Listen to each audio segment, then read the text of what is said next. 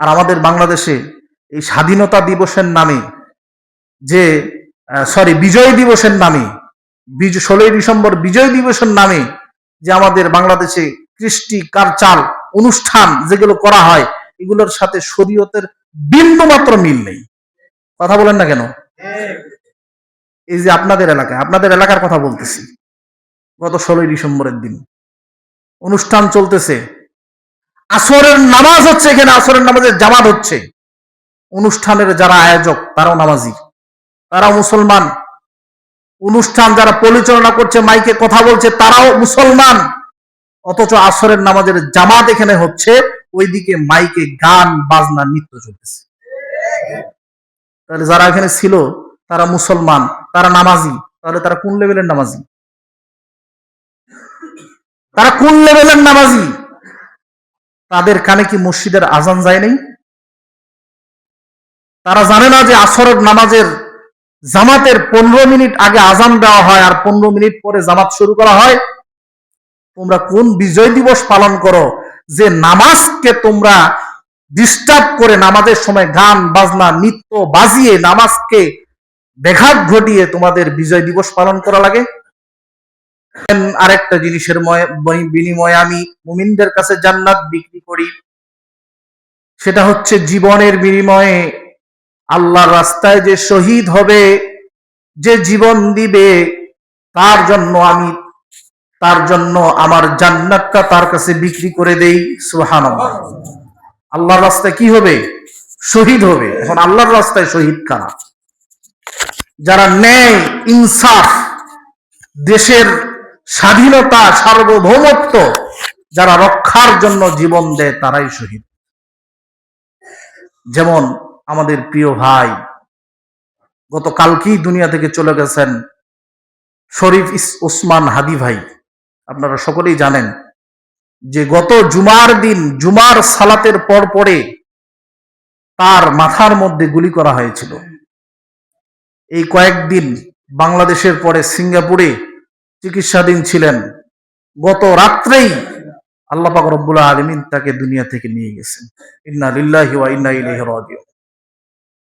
এই শরীফ ওসমান হাদি, আমি যখনই তার কথাগুলো শুনি, যখনই তার বক্তব্যগুলো শুনি, আমার শরীরের লোমগুলো দাঁড়িয়ে যায়। গত জুমাবার তাকে গুলি করা হয়েছে হত্যার উদ্দেশ্যে। তার কিছুদিন আগেই সে বক্তব্য দিয়েছে যে আমি হাদি যদি দুনিয়া থেকে চলে যাই, ভারতের আধিপত্যবাদের বিরোধিতা করার কারণে, বাংলাদেশের স্বাধীনতা সার্বভৌমত্ব ইনসাফের পক্ষে থাকার কারণে আমি হয়তো চলে যাব, কিন্তু আমার মতো আরো লক্ষ হাদি এই আন্দোলন চালিয়ে যাবে। সুবহানাল্লাহ।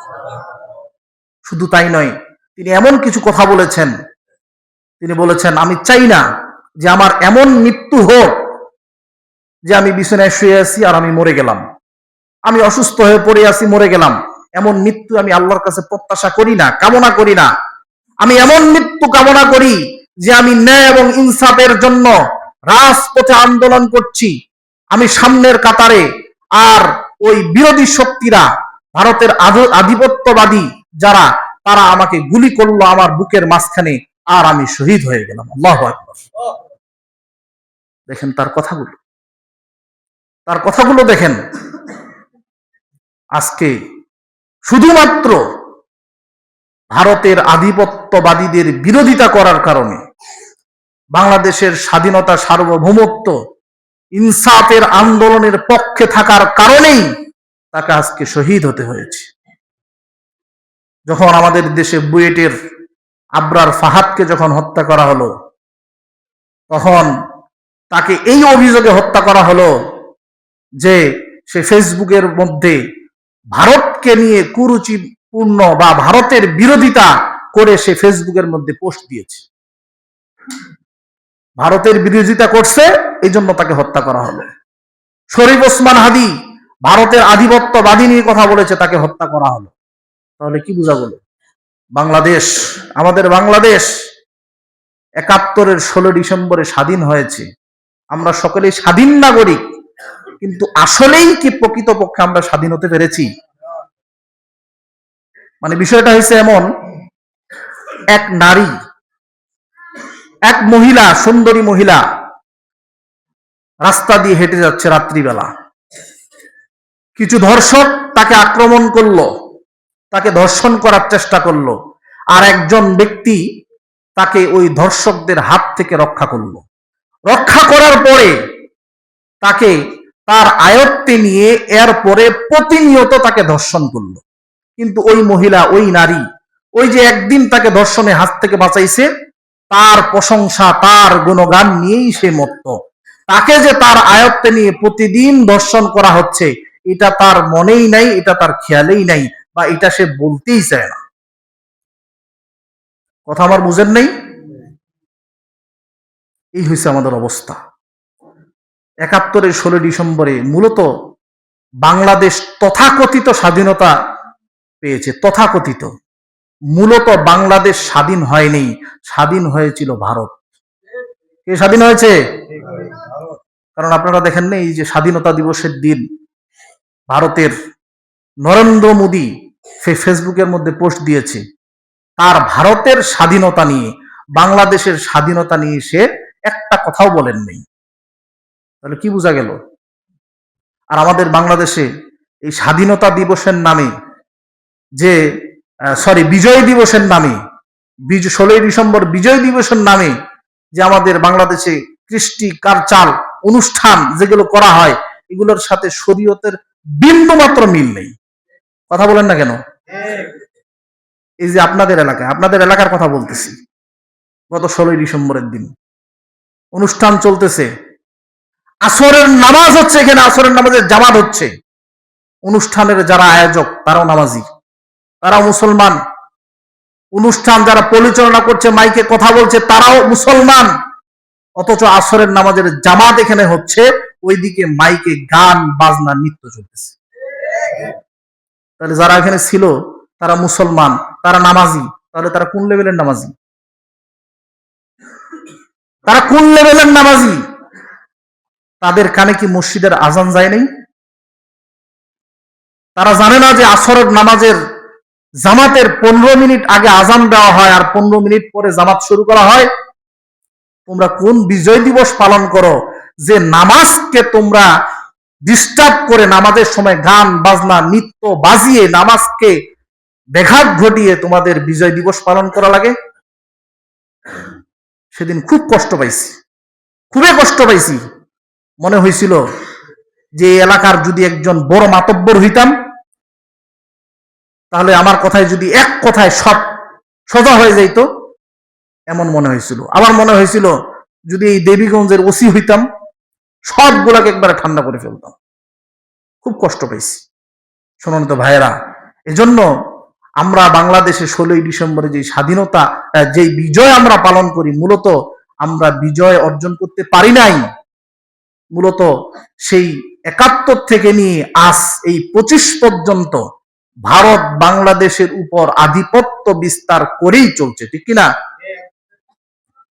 শুনুন তো ভাইয়েরা, আমি বলছিলাম যে আল্লাহ পাক রব্বুল আলামিন তাদের কাছে জান্নাত বিক্রি করেন যারা আল্লাহর রাস্তায় কি হয়? শহীদ হয়, আল্লাহর রাস্তায় জীবন দেয়। দেশের স্বাধীনতা, সার্বভৌমত্ব, ইনসাফের পক্ষে থাকার কারণে যাদেরকে মৃত্যুবরণ করতে হয়, যাদেরকে জীবন দিতে হয়, তারাই শহীদ। আর আল্লাহ পাক রব্বুল আলামিন সূরা আস-সফের মধ্যে বলছেন, ইয়া আইয়ুহাল্লাযীনা আমানু হাল আদুল্লুকুম আলা তিজারাতিন তুনজিকুম মিন আযাবিন আলীম। আল্লাহ পাক রব্বুল আলামিন বলছেন, হে মুমিনগণ, তোমাদের কি আমি এমন একটা ব্যবসার কথা কি বলে দেব না, যেই ব্যবসা যদি তোমরা করতে পারো, তাহলে আমি আল্লাহ পাক রব্বুল আলামিন তোমাদেরকে যন্ত্রণাদায়ক শাস্তি থেকে স্বয়ং আমি নিজে তোমাদেরকে রক্ষা করব। সুবহানাল্লাহ। এমন একটা ব্যবসার কথা কি আমি তোমাদেরকে বলে দিব না, যে ব্যবসা করলে পরে জাহান্নামের যন্ত্রণাদায়ক শাস্তি থেকে তোমরা রক্ষা পাবে? ব্যবসাটা কি? আল্লাহ পাক রব্বুল আলামিনের পরের আয়াতে বলছেন, তুমিনুনা বিল্লাহি ওয়া রাসূলিহি ওয়া তুজাহিদুনা ফি সাবিলিল্লাহ। আল্লাহু আকবার। আল্লাহ পাক রব্বুল আলামিন বলেন, তুমিনুনা বিল্লাহ, আমি আল্লাহর উপরে ঈমান আনো, ওয়া তুজাহিদুনা ফি সাবিলিল্লাহ, আমার পথে জিহাদ করে আমার পথে জীবন দাও। সুবহানাল্লাহ। আল্লাহ পাক রব্বুল আলামিন সূরা আলে ইমরানের 154 নম্বর আয়াতের মধ্যে বলছেন, ওয়ালা তাকুলু লিমান ইউকতালু ফি সাবিলিল্লাহি আমওয়াত বাল আহইয়াউ ওয়ালা ইল্লা তাশউরুন। আমার পথে যারা জীবন দিবেন, আমার পথে যারা শহীদ হবেন, তাদেরকে তোমরা মৃত বলো না, বরং তারা জীবিত, কিন্তু তোমরা তা বুঝতে পারো না। সুবহানাল্লাহ। আল্লাহর পথে যারা শহীদ হবে, যারা জীবন দিবে, তাদেরকে তোমরা কি বলো না? মৃত বলো না। তারা মৃত না, তারা জীবিত। স্বয়ং আল্লাহ পাক রব্বুল আলামিন তাদেরকে রিজিক দেন। সুবহানাল্লাহ। আল্লাহর পথে যদি আপনি শহীদ হতে পারেন, জীবন দিতে পারেন, কেউ যদি শহীদি মর্যাদা পায়, তার জীবনে নামাজ, রোজা, হজ, যাকাত, অন্যান্য যত আমল আছে, এই আমলগুলোর মধ্যে যদি কোনো ত্রুটিও থাকে, কোনো বিচ্যুতিও থাকে, এই আমলের মধ্যে যদি কোনো ঘাটতিও থাকে, আল্লাহ পাক রব্বুল আলামিন বলছেন যারা শহীদ হবে তাদেরকে আমি বিনা হিসাবে জান্নাত দিয়ে দিব। বিনা হিসাবে জান্নাত একমাত্র তারাই পাবে যারা আল্লাহর রাস্তায় শহীদ হবে। বলেন সুবহানাল্লাহ। বিনা হিসাবে কেউ জান্নাত পাবে না। কারো ব্যাপারে আল্লাহ পাক রব্বুল আলামিন এমন ঘোষণা দেন নাই যে বিনা হিসাবে জান্নাত দিব। শুধুমাত্র যারা আল্লাহর পথে জীবন দিবে, শহীদ হবে, তাদের জন্য আল্লাহ পাক রব্বুল আলামিন বিনা হিসাবে জান্নাত দিয়ে দিবেন। আমাদের মধ্যে এমন কোন বাপের বেটা নাই যে হিসাব দিয়ে জান্নাতে যাব, আছে নাকি? কিয়ামতের দিন আল্লাহ পাক রব্বুল আলামিন একজন বান্দাকে বলবেন, একজন আবেদ যিনি 60 বছর আল্লাহর ইবাদত করেছিলেন, আল্লাহ পাক রব্বুল আলামিন সেই আবেদকে বলবে, যাও আমার দয়া, আমার রহমতে তুমি জান্নাতে চলে যাও। ওই বান্দা তখন আল্লাহ পাক রব্বুল আলামিন আমার জীবনেতে কম আমল করি নাই, কম নামাজ পড়ি নাই, কম রোজা রাখি নাই, সুতরাং আপনার দয়া দিয়ে জান্নাতে যাওয়া লাগবে কেন? আমি আমার আমল দিয়ে জান্নাতে যাব। এই লোক কি বলবে? আমি আমার আমল দিয়ে জান্নাতে যাব। আল্লাহ পাক রব্বুল আলামিন তখন বলবেন, ঠিক আছে, তুমি আমার সাথে হিসাবে আসছো তো, ঠিক আছে, হিসাব করে আসো। আমি যে তোমাকে নিয়ামত দিয়েছি, অসংখ্য অগণিত নিয়ামত, এত নিয়ামত আমি ধরতেছি না। ওই নিয়ামতের মধ্যে তোমাকে 2টা চোখ দিয়েছি, ওই 2টা চোখের একটা চোখ এক পাল্লায় দেওয়া হবে, আর ওই আবেদের জীবনের সমস্ত আমল আরেক পাল্লায় দেওয়া হবে। মুহূর্তের মধ্যে ওই চোখের পাল্লা ভারী হয়ে যাবে। সুবহানাল্লাহ। এবার আল্লাহ পাক রব্বুল আলামিন বলবেন, দেখো দেখো, তুমি যে আমল করেছিলে তোমার আমলের পাল্লা নিচে চলে গেছে। আমি যে তোমাকে নিয়ামত দিয়েছি চোখ, এই চোখ নামক নিয়ামতের একটা চোখ শুধু এক পাল্লায় দিয়েছি, এই নিয়ামতের পাল্লা ভারী হয়ে গেছে। সুতরাং তুমি তো তোমার আমল দিয়ে জান্নাতে যেতে চাইলা, এখন যাও, জাহান্নামে যাও। এই ব্যক্তি তখন সিজদায় পড়ে যাবেন, বলবে, রব্বুল আলামিন আমি ভুল করে ফেলেছি, আমি আপনার সাথে হিসাবে গিয়েছি, সুতরাং আপনার দয়া আর রহমত ছাড়া জান্নাতে যাওয়া সম্ভব না।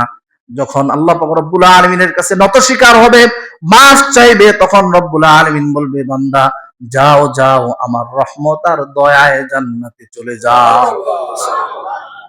মানে আল্লাহর রহমত, দয়া ছাড়া আমরা জান্নাত পাবো? কিন্তু যে আল্লাহর রাস্তায় জীবন দিবে, শহীদ হবে, আল্লাহ পাক রব্বুল আলামিন বলছেন তার কোনো হিসাব নেই, কোনো হিসাব নাই। তার আমলের মধ্যে যদি ত্রুটিও থাকে, কোনো হিসাব ছাড়াই তাকে আমি জান্নাত দিয়ে দিব। এজন্য আলেম ওলামা সহ মুফাসসির, মুহাদ্দিস সবাই বলে, এ কথায় সবাই একমত যে সবচেয়ে নামাজের থেকে, রোজার থেকে, এরপরে হজ, যাকাত, সবচেয়ে বড় যে আমল বা বড় যে কাজ, সেটা হচ্ছে আল্লাহর পথে জিহাদ করা। কি করা? রোজার থেকেও গুরুত্বপূর্ণ, নামাজের থেকেও গুরুত্বপূর্ণ আল্লাহর পথে জিহাদ করা, আল্লাহর দ্বীন প্রতিষ্ঠা করার আন্দোলন করা। হানজালা রাদিয়াল্লাহু তাআলা আনহু নতুন বিয়ে করছেন। নতুন বিয়ে করার পরে বাসর ঘরে স্ত্রীর সাথে রাত কাটাচ্ছেন। বাসর রাত এমন একটা রাত যেই রাতে দুনিয়ার সমস্ত ব্যস্ততা শেষ করে শুধুমাত্র স্ত্রীর সাথে সময় দেওয়া হয়, ঠিক কিনা? বাসর রাতের মধ্যে হানজালা রাদিয়াল্লাহু তাআলা আনহু ফজরের আগ দিয়ে কে যেন উহুদ যুদ্ধের দামামা বাজিয়ে গেল, কে যেন এলান দিয়ে গেল, যে যে অবস্থায় আছো সে এখনই তার হাতে যা আছে তার তরবারি নিয়ে বের হয়ে যাও। আল্লাহ রাসূল সাল্লাল্লাহু আলাইহি ওয়াসাল্লাম যুদ্ধের ময়দানের জন্য ডাক দিয়েছেন। হানজালা রাদিয়াল্লাহু তাআলা আনহু তিনি বাসর রাত শেষ করার পরে ফজরের আগ দিয়ে গোসল করতে গেছে, পানিগুলো হাতে নিয়েছে মাথায় ঢালবে, এই পানি মাথায় না ঢেলে বাসর রাত শেষ করার পরে নাপাক অবস্থায় ফরজ গোসল রেখে ফজরের ফরজ নামাজ রেখে উহুদ যুদ্ধের দিকে রওনা হয়ে গেছে। উহুদ যুদ্ধ যখন শেষ হয়ে গেল, আল্লাহ রাসূল সাল্লাল্লাহু আলাইহি ওয়াসাল্লাম সাহাবাদেরকে বললেন, সাহাবারা যাও দেখো আমাদের কোন কোন সাহাবাগুলো শহীদ হয়েছে, তাদেরকে গোসল দিতে হবে, গোসল দিয়ে তাদেরকে জানাজা দিয়ে তাদেরকে দাফন করতে হবে। আল্লাহ রাসূল সাল্লাল্লাহু আলাইহি ওয়াসাল্লামের আরেকটা নীতি ছিল, সেটা হচ্ছে যুদ্ধের ময়দানে যারা শহীদ হবে তাদেরকে আল্লাহ রাসূল সাল্লাল্লাহু আলাইহি ওয়াসাল্লাম গোসল দিতেন না, তাদেরকে এমনি দাফন করতেন। এবার যখন হানজালা রাদিয়াল্লাহু তাআলা আনহুর লাশটা সামনে আসলো, আল্লাহ রাসূল সাল্লাল্লাহু আলাইহি ওয়াসাল্লাম বললেন, যাও এই হানজালাকে দাফন করো। এদিক দিয়ে হানজালা রাদিয়াল্লাহু তাআলা আনহুর স্ত্রী কোথা থেকে জানি দৌড় দিয়ে আসছে, আর আল্লাহ রাসূলকে বলছেন, ইয়া রাসূলুল্লাহ, ইয়া হাবিবাল্লাহ, আপনি যদি কাউকে গোসল না দেন কোনো সমস্যা নাই, কিন্তু হানজালা আমার স্বামী, তাকে আপনি অবশ্যই গোসল দিবেন। এর কারণ হচ্ছে হানজালা সে আমার সাথে বাসর রাত কাটিয়েছে, সে নাপাক অবস্থায় ছিল, কিন্তু আপনি যখন যুদ্ধের জন্য ডাক দিয়েছেন সে ফরজ গোসল বাদ দিয়ে সে যুদ্ধের ময়দানে চলে আসছে, এখন শহীদ হয়ে গেছে, সুতরাং সে তো নাপাক ছিল, তাকে অবশ্যই আপনি গোসল করে তারপর দাফন করবেন। সাহাবা আজমিন হন, গোসল করতে নিয়ে যাবে হানজালা রাদিয়াল্লাহু তাআলা আনহাকে। হঠাৎ বিশ্বনবী দেখতেছেন আসমান থেকে কতগুলো ফেরেশতা হানজালা রাদিয়াল্লাহু তাআলা আনহুকে গোসল দিয়েছে। তার মাথায় যে বাবরি চুল ছিল, এই চুল দিয়ে টপ টপ করে জমিনে পানিগুলো পড়তেছে। সুবহানাল্লাহ। আল্লাহ রাসূল বলেন, সাহাবারা দাঁড়াও দাঁড়াও, তোমরা হানজালাকে আর গোসল দেওয়ার দরকার নাই। এর কারণ হচ্ছে এই হানজালা আল্লাহর পথে শহীদ হয়েছে, আল্লাহর পথে জীবন দিয়েছে। এই হানজালার গোসল জমিনে না, আল্লাহ পাক রব্বুল আলামিন আসমানে ফেরেশতা দিয়ে হানজালা রাদিয়াল্লাহু তাআলা গোসল দিয়ে দিয়েছেন। সুবহানাল্লাহ। এই হচ্ছে শহীদ। আল্লাহ রাসূল সাল্লাল্লাহু আলাইহি ওয়াসাল্লাম খন্দকের যুদ্ধে আল্লাহ রাসূল সাল্লাল্লাহু আলাইহি ওয়াসাল্লাম যুদ্ধের জন্য যখন কাফেররা মুহুর আক্রমণ করতেছে, জোহরের নামাজ, আসরের নামাজ, মাগরিবের নামাজ, এশার নামাজ, জোহর আসর মাগরিব এই 3 ওয়াক্ত নামাজ, সাহাবাদেরকে বললেন নামাজ পড়ার দরকার নাই, যুদ্ধ করো, কাফেরদেরকে প্রতিহত করো। এরপরে এশার সময় এই 3 ওয়াক্ত সহ 4 ওয়াক্ত নামাজ একসাথে আদায় করলেন। সুবহানাল্লাহ। নামাজের থেকেও গুরুত্বপূর্ণ কি? জিহাদ, আল্লাহর পথে জিহাদ করা, আল্লাহর জমিনে আল্লাহর দ্বীন প্রতিষ্ঠা করা। এরপরে মক্কা বিজয়ের সময় আল্লাহ রাসূল সাল্লাল্লাহু আলাইহি ওয়াসাল্লাম 17 রমজান সাহাবাদেরকে বললেন, এই রোজা অবস্থায় আসরের সময় আর একটু সময় বাকি আছে। আসরের সময় মানে কি বুঝেন তো? আর 1-1.5 ঘন্টা বা 2 ঘন্টা, এরপরে ইফতারের সময় হয়ে যাচ্ছে।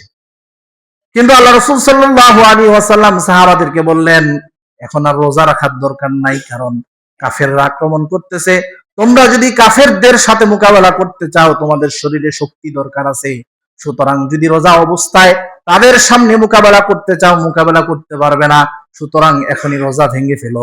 17 রমজান আল্লাহ রাসূল সাল্লাল্লাহু আলাইহি ওয়াসাল্লাম নিজেও রোজা ভাঙলেন, সাহাবাদেরকেও রোজা ভাঙার নির্দেশ দিলেন। সুবহানাল্লাহ। এবং তিনি বললেন, কিছু সাহাবা বলতেছে না না রোজা ভাঙা যাবে না, ফরজ রোজা। কিছু সাহাবা রোজা ভাঙতে একটু অস্বস্তি বোধ করছে, আরে সারাদিন রোজাটা রাখলাম আসরের সময়, তিনাদের ব্যাপারে, সেই সমস্ত সাহাবাদের ব্যাপারে আল্লাহ রাসূল সাল্লাল্লাহু আলাইহি ওয়াসাল্লাম বলছেন এরা হচ্ছে অবাধ্য। সুবহানাল্লাহ, এরা কি অবাধ্য। সুতরাং বোঝা গেল নামাজের চেয়ে গুরুত্বপূর্ণ, রোজার চেয়ে গুরুত্বপূর্ণ, ফরজ গোসলের চেয়েও গুরুত্বপূর্ণ হচ্ছে আল্লাহর জমিনে আল্লাহর দ্বীন প্রতিষ্ঠার আন্দোলন, ঠিক কিনা? কিন্তু আমরা এখন অনেকেই আছি যারা আল্লাহর জমিনে আল্লাহর দ্বীন প্রতিষ্ঠা করতে চায়, তাদেরকে আমরা ধর্ম ব্যবসায়ী বলি। কি বলি? ধর্ম ব্যবসায়ী।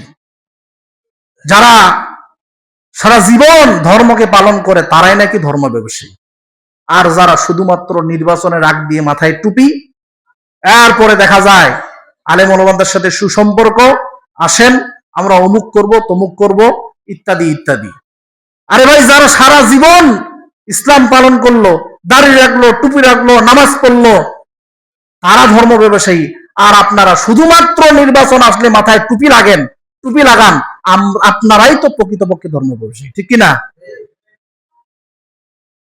খুব বিষয়টা শুনলে খারাপ লাগে। যারা সারা জীবন ধর্ম পালন করলো তারা ধর্ম ব্যবসায়ী না, কিন্তু যারা নির্বাচনের আগ দিয়ে, এখন দেখেন না টেলিভিশনে অনেক নেতা মাথায় টুপি, আহ কি সুন্দর, দাঁড়িয়ে আবার নাই, দেখেন না? এই হচ্ছে অবস্থা। আমার সম্মানিত ভাইরা, আপনি যখন কথা বলবেন অবশ্যই আপনাকে ভেবে চিন্তে কথা বলা লাগবে, কারণ আমাদের সবাইকে একদিন কার সামনে দাঁড়াতে হবে? কথা বলেন, আল্লাহর সামনে দাঁড়াতে হবে। আল্লাহ রাসূল সাল্লাল্লাহু আলাইহি ওয়াসাল্লাম বলছেন, তোমরা দুইটা জিনিসের গ্যারান্টি আমাকে দাও, আমি তোমাদেরকে জান্নাতের গ্যারান্টি দিব। সুবহানাল্লাহ। তার মধ্যে একটা হচ্ছে দুই চোয়ালের মধ্যবর্তী স্থান, মুখ, জিহ্বা। আপনার মুখে যেটা আসবে আপনি সেটাই বলবেন, বাবা চিন্তা নাই কোনো, এমনটা করা যাবে না। সম্মানিত ভাইরা, এই জন্য আমি আপনাদেরকে বোঝাতে চাচ্ছি যে আল্লাহর পথে জীবন দেওয়ার যে গুরুত্ব, আল্লাহর পথে জিহাদের যে গুরুত্ব। মনে করেন আমরা এখানে অনেকেই আছি, কারো 20 বছর, 25 বছর, 30 বছর, অনেকের 60 বছর হয়ে গেছে, 70 বছর হয়ে গেছে, হয় নাই? আমাদের অনেকের নিজের ভাই 40 বছরে মারা গেছে, 50 বছরে মারা গেছে। তো আপনি এখন 60 বছর, তাহলে আপনি আপনার যে সমবয়সী একজন, সে 40 বছরে দুনিয়া থেকে চলে গেল, 50 বছরে দুনিয়া থেকে চলে গেল, আপনি যে আরো বাড়তি 20 বছর পাইলেন, 10 বছর পাইলেন, এটা আপনার জন্য বোনাস না? কথা বলে না, বোনাস না? আপনি তো 40 বছরে দুনিয়া থেকে চলে যেতে পারতেন, আল্লাহ নিয়ে যেতে পারতো। 50 বছরে দুনিয়া থেকে চলে যেতে পারতেন, আল্লাহ নিয়ে যেতে পারতো। কিন্তু আল্লাহ আপনাকে বোনাস দিয়েছে, এই বোনাস জীবনটা আপনি আল্লাহ রাস্তায় ব্যয় করেন। এরপরেও যদি দাড়ি পেকে গেছে, দাড়ি সাদা হয়ে গেছে, মাথার চুল সাদা হয়ে গেছে, শরীরের দিকে তাকাইলে মনে হয় বয়সের ভার এক পা কবরে চলে গেছে, তারপরেও যদি আপনি ইসলামের বিরোধিতা করেন, আপনার মনের মধ্যে এতটুকু চিন্তাধারা না থাকে যে আল্লাহর কোরআন দিয়ে এই জমিনটা শাসন হোক, এতটুকু চিন্তাধারা, এতটুকু আশা আকাঙ্ক্ষা যদি আপনার মনে না থাকে, তাহলে বুঝতে হবে আপনি নামাজ পড়তে পারেন, রোজা রাখতে পারেন, দাড়ি রাখতে পারেন, টুপি লাগাইতে পারেন, কিন্তু আপনি মারা গেলে আপনি মুমিন হয়ে মারা যাবেন না, আপনি মুনাফিক হয়ে মারা যাবেন। কারণ আব্দুল্লাহ বিন উবাই বিন সুলুল, তারও দাড়ি ছিল, টুপি ছিল, লম্বা পাঞ্জাবি ছিল, আল্লাহ রাসূলের পিছনে নামাজ পড়তো, আল্লাহ রাসূল স্বয়ং নিজে জানাজা দিল, নিজের পাঞ্জাবি দিয়ে দিল তার কাফনের জন্য। কিন্তু আল্লাহ তাআলা কোরআনের আয়াত নাজিল করলো, নবী তুমি একবার দুইবার কেন 70 বার যদি তার জন্য ক্ষমা চাও, আমি আল্লাহ তাকে ক্ষমা করব। কারণ এই লোকটা আপনার পিছনে নামাজ পড়তো, রোজা রাখতো, আপনার সামনে দাওয়াত খাইতো, সব ঠিক আছে, কিন্তু আপনার দল করতো না, দল করতো ফেরাউনের, আবু জেহেলের দল করতো। কার? আবু জেহেলের, উতবা সাহেবের। আমার সম্মানিত ভাইরা, এই জন্য আসুন না আমরা একটু আল্লাহর দিকে ফিরে আসি, আমাদের বাকি জীবনটা আমরা আল্লাহর রাস্তায় ব্যয় করি।